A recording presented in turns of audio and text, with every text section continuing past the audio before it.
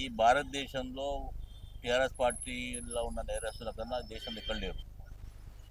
ప్రధానంగా స్వాతంత్రం ఏర్పడిన తర్వాత రాజకీయ పార్టీ నాయకులు దాదాపు 77 ఏళ్లలో మనం సంపాదించిండ్రు. ఈ టీఆర్ఎస్ వాళ్ళు 10 ఏళ్ళు మొత్తం దోసుకుంటారు. వాళ్ళే ప్రథమ నేరస్తులు, దోపిడీదారులు, దొంగలు. వాళ్ళు దాపెట్టుకుని మనం చెప్తున్నారు.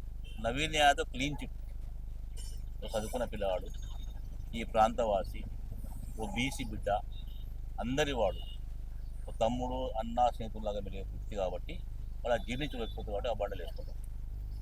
ఏదైతే జూబ్లీ హిల్స్కి సంబంధించి 2 సంవత్సరాలు అయింది కాంగ్రెస్ పార్టీ ఏర్పడి. జూబ్లీ హిల్స్ ఉప ఎన్నిక రాగానే కాంగ్రెస్ ఎవరైతే నేతలు ఉన్నారో అందరూ కార్యకర్తలతో సహా దండుపాలెం లెక్క దాడి చేస్తూ ఉన్నారు జూబ్లీ హిల్స్ మీద. మరి 2 సంవత్సరాల ముందు నుంచి ఎందుకు రాలేదు? ఇప్పుడేదో జనాలను మభ్యపెట్టడానికైనా అందరూ వచ్చి ప్రచారాల హోరాహోరీగా చేస్తూ ఉన్నారు. 2 సంవత్సరాల ముందు వాళ్ళకు ఒక ఎమ్మెల్యే ఉండి ఇక్కడ ఎమ్మెల్యే చేసే కార్యక్రమాలు చేస్తారనుకున్నాం మేము. కానీ నిజంగా జూబ్లీ హిల్స్ ఇంత బ్యాక్వర్డ్ ఉందని, ఇన్ని సమస్యలు ఉన్నాయని చెప్పి, నిజంగా ఇంత పెదరికం ఉందని చెప్పి, ఇక్కడ ఉన్న ప్రజలంతా చాలా మటు మెజార్టీ ప్రజలు ఈరోజు వాళ్ళు మా కూలి చేసి బతుకారని చెప్పి మాకు తెలియకుండా.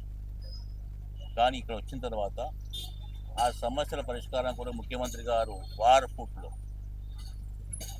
టీహెచ్ఎంసీకి వెళ్ళి డిపార్ట్మెంట్స్కి వెళ్ళి దాదాపు 300 కోట్లు శాంక్షన్ చేసి 160 కోట్ల పనులు స్టార్ట్ చేసినాం. మేము దండుపల్లం రాలేదు.